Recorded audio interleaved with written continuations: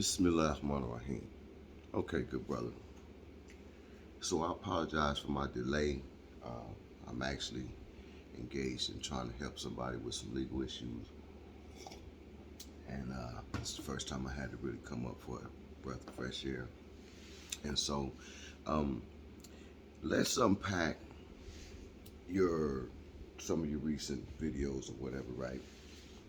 I want to start off by saying, first off, I agree with you that historically, uh, Masons have been integral, if not instrumental, or even central to much of the advances made by individuals and small groups, pretty much starting with right after the Crispus Attucks situation in Boston, where in which the brother Prince Hall began to look for ways to secure some rights for the people who were newly freed or formerly enslaved.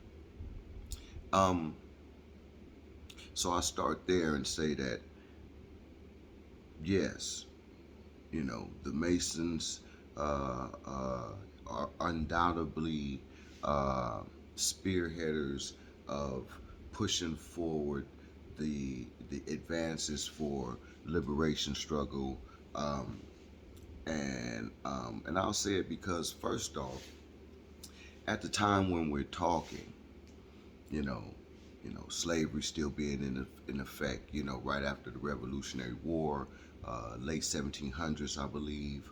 Um, when you think about that climate, you know that there weren't very many places, or it was hardly, there was no place where our folks could assemble freely and exercise the rights of men, even if it was just in discussion and dialogue. Um, and so uh, the petition to for the permission to assemble, interestingly enough, it wasn't to the United States government. It was to the Lodge of England, as you have attested. I'm not even going to open that can of worms because, brother, I can take you into some deep waters when it comes to that part. But I'm not even going to go there right now. We'll save that for a later dialogue. Um, so they get this charter from their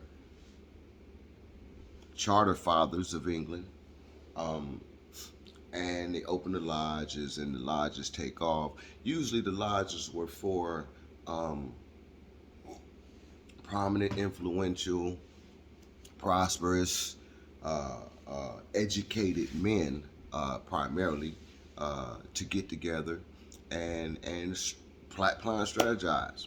Cool. That's fine. I have no problem with that. But this mythological allure that they have some type of secrets that no one else has, we can blow that right out the water, very simply. Um, in fact, with brother, I was gonna say Manny P. Hall, not Manny P. Hall. What Prince Hall did was simply exercise the law. Uh, uh, uh, um, he did it in a kind of backdoorish way, but the rights to assemble, which were not afforded to our people, that was a matter of legal status. Uh, Legal status could have been contested by anybody at any time, and we have examples of that. But before we get into that, let's just say that yes, the civic pursuits, the commercial endeavors, all those things are good. However, it's not beyond a critique, because what you'll see is anytime you have Negroes holding the hands of the Europeans basically exercise parental control over them. Um, and so if you don't feel like that's problematic, and I understand, anytime a Negro feel like they can get a good car, a nice career, a nice home and stuff like that, the more problematic, sophisticated issues behind the scenes, they care less about that as long as their kids can keep going to good schools and things of that nature. So I'll say that. And then when we consider the fact that since they have been the leadership spearhead much of this, we can uh, we can put the critique in their lap also in regards to the treadmill of nowhereness that's coming from the leadership today, because it's rooted with that same leadership. I mentioned to you that, you know, one of the biggest things that set us back is sellout Negroes, you know, the boule type. And I mentioned that Masonry and the boule is like this. Now, if you want to dispute that, you can, you know, you act like, you know, Steve Coakley was wrong or something, you know, I don't know where you get that from. But yeah, the boule was, you know, taken over by the Masons. In fact, they was kind of started by Masons. You know, it's just kind of like another branch of the little brother of the Masonry that goes into the college campuses, right? Do we want to unpack the HBCUs and the Rockefeller Foundation money? Do we want to unpack the relationship between W.B. Du Bois and all that, and the so talented 10th who always get the money and the money never gets fairly distributed? You know, because all that's connected to Masonry, brother. You know, so let's bring the critique when we bring the praise and the glory as well, right? So, you know, in essence, you know, the Masonic order has exercised, you know, some rights and law that the masses has failed to do, and because of that, you know, many people think that they have some type of power, uh, and they do. They have some relationships that have been well seasoned over years, but again, those relationships is with the power structure of oppression. Um, I mean, just think about getting a charter from the lodge of England, London, right? And being a so-called, you know, American citizen, which we weren't citizens, right? So maybe that kind of plays into that. But, you know, that charter, I would say that charter might violate, you know, the original 13th Amendment, which is probably why it came up missing. You know, those titles of nobility, you know, those things you throw around in your ceremonies like most worshipful master and honorable and all that stuff, all that was originally unconstitutional. So it makes you wonder, what is the mission of some of these people with those titles, and who are they really loyal to? But again, that's another subject for another day. As it pertains to pursuits of freedom for our people, La ilaha illallah Muhammadan Rasulullah sallallahu alaihi wasallam.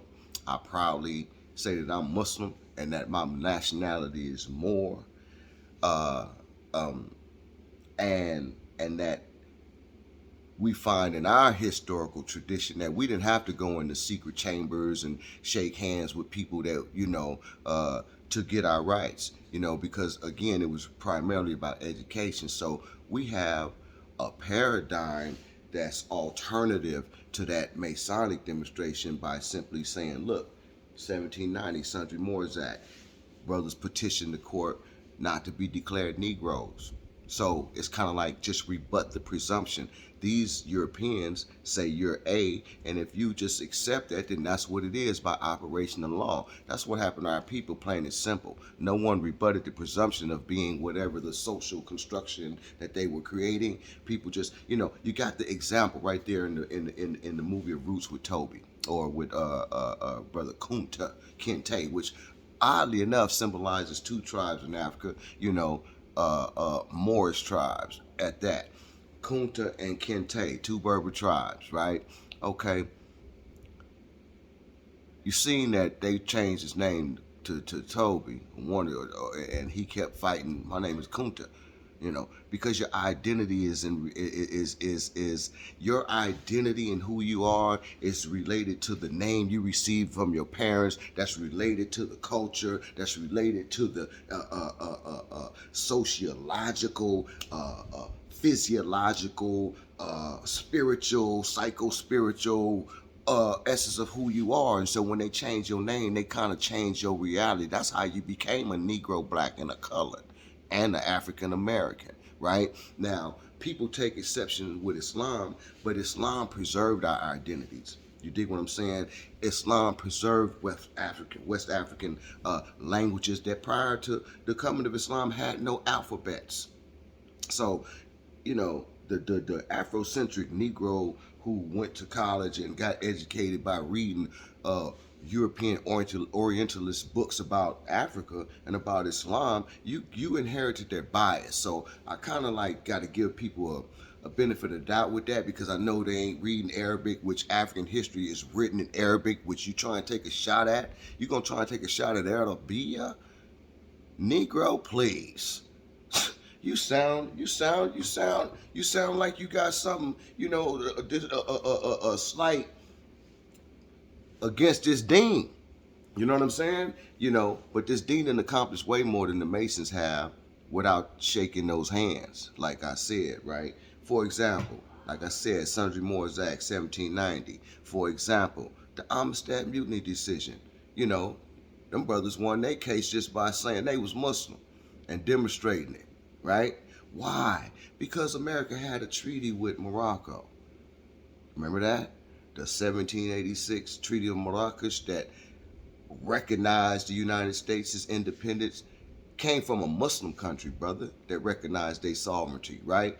And the rights for the Muslims who were getting caught up in the slave trade, right, was that we were to be treated as citizens of the United States if we get caught up in anything, right?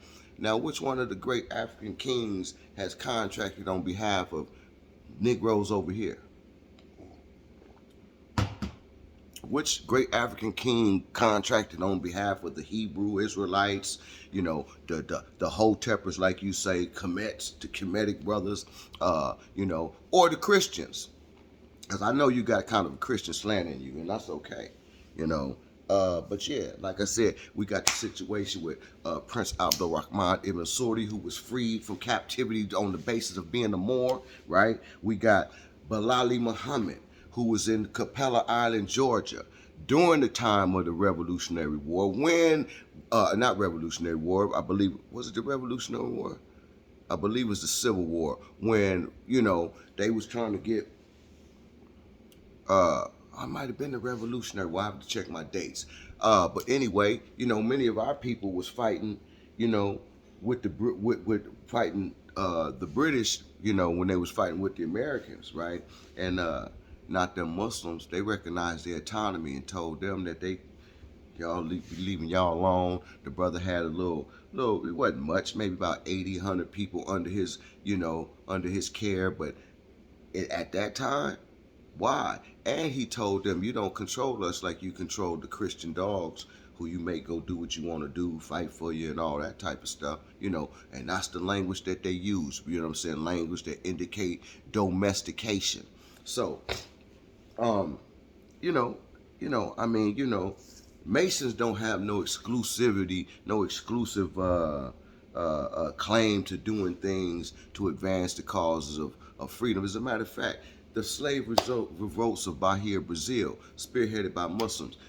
The Haitian Revolution, behind the scenes, spearheaded by Muslims. You dig what I'm saying? We've been here putting in this work. The abolitionist movement that you so proudly say that Masons spearheaded was influenced by Sheikh Ahmadou Bamba of West Africa.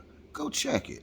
You dig what I'm saying? We've been pushing for anti-slavery also, brother. You know what I'm saying? It gets swept under the rug because this narrative of Islam and slavery, which I make no apologies for, it happened. Certain people were foul. Certain people did stuff outside the perimeter of Islam, right? What can I say about that? Except that it happened, right? I can say that that ain't the example of the Rasul Sallallahu Alaihi Wasallam, because you can go check the record and see what he said about freeing slaves.